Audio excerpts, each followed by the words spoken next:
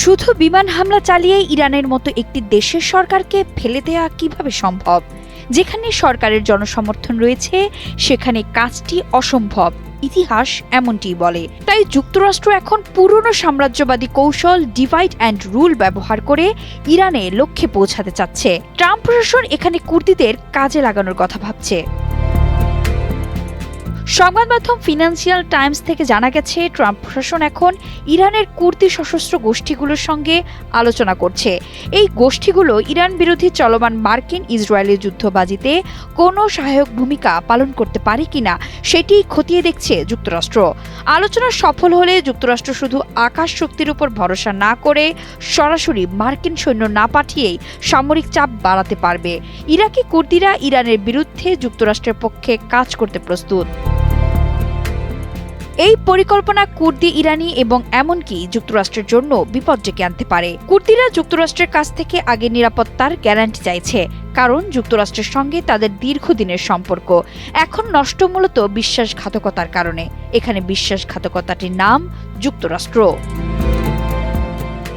Indo ইউরোপীয় জাতিগোষ্ঠী কুর্দিদের বাস পশ্চিম এরিয়ার পাহাড়ি অঞ্চল কুর্দিস্তানে। প্রধানত সুন্নি হলেও তারা আরবদের থেকে একটি ভিন্ন জাতিগোষ্ঠী। বিশ্বজুড়ে তাদের জনসংখ্যা ৩ কোটি থেকে ৪.৫ কোটি। তারা বিশ্বের অন্যতম রাষ্ট্রহীন জাতিগোষ্ঠী। তারা একাধিক দেশে ছড়িয়ে ছিটিয়ে আছে। প্রথম বিশ্বযুদ্ধের আগে থেকেই কুর্দিরা নিজেদের রাষ্ট্রের জন্য লড়াই করছে। ১৯২০ সালের সেভার্স চুক্তি তাদের স্বাধীন কুর্দি রাষ্ট্রের প্রতিশ্রুতি দিয়েছিল, কিন্তু তা কখনোই অনুমোদিত হয়নি। এরপর ১৯২৩ সালের লোজান চুক্তির মাধ্যমে ঐতিহ্যবাহী কুর্দি অঞ্চলগুলোকে ইরান, ইরাক, সিরিয়া এবং তুরস্কে ভাগ করে দেওয়া হয়। ইরাক ও সিরিয়ার কুর্দিরা বিভিন্ন স্তরের স্বায়ত্তশাসন ভোগ করছে। তুরস্কে কয়েক দশক ধরে বিচ্ছিন্নতাবাদী বিদ্রোহ চালালেও সেখানে তাদের কঠোরভাবে দমন করা হয়েছে। ১৯৭০-এর দশকের শুরুতে মার্কিন প্রেসিডেন্ট নিক্সন ও ফোর্ডের অধীনে ইরাকের সাদ্দাম হোসেনের অধীনে ইরাকি সরকারকে দুর্বল করতে এবং ওই অঞ্চলে সোভিয়েত প্রভাব মোকাবেলা করতে কুর্দিদের প্রক্সি হিসেবে ব্যবহার করা হয়েছিল। কাজ শেষে তাদের পিঠে ছুরি মেরেছিল যুক্তরাষ্ট্র। দেশটি বারবার তাদের নিজস্ব কৌশলগত স্বার্থ হাসিলের জন্য কুর্দিদের ব্যবহার করেছে। স্বার্থ ফুরিয়ে গেলে তাদের ছেড়ে গেছে। উপসাগরীয় যুদ্ধের পর প্রেসিডেন্ট বুশ ইরাকি প্রেসিডেন্ট সাদ্দাম হোসেনের বিরুদ্ধে বিদ্রোহ করতে কুর্দিদের উৎসাহিত করেছিলেন। ঠিক একইভাবে ট্রাম্প এখন ইরানের বিরুদ্ধে জাতিগোষ্ঠীটিকে কাজে লাগাতে চাইছেন।